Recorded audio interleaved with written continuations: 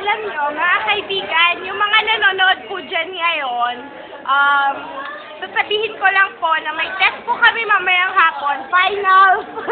Finals, guys, finals. Hindi pa ako nag-ready. Isang word sa atin, hindi pa ako nag-ready. Okay na ako mag-ready. Oo, ayun.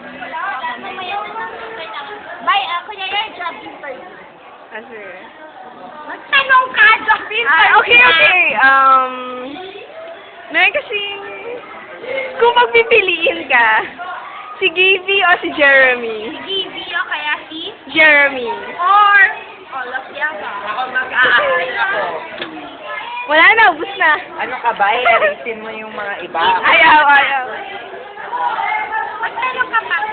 Kung nanulunod si Gaby at Jeremy, sino ang sasagipin mo? Marunong ba ako lumangoy? Miss, ang tanong lang po, kilala niyo po ba si Jun Lozada? Ano po ang connection niyo kay Jun Lozada? Sinasabi nila ako daw yung babae na sa... Sinasabi niya ako daw yung babae, pero tinawagan niya ako last night. Sinabi niya na wag ko daw sisiwalat yung mga kwento. So, Kaso madaldal nga po ako, kaya hindi ko na napigilan. June ko nanonood ka ngayon, sorry talaga. Pero gusto ko lang talaga sabihin yung nararamdaman ko about sa ito. Kung hindi, mamamatay talaga ako, okay?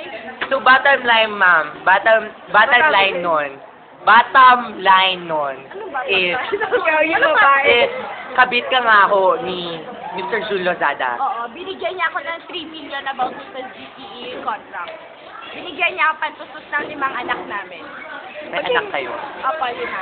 Si June Junior, June the second, June the third, June the fourth, and June the fifth. So, lalaki anak niyo. Girl.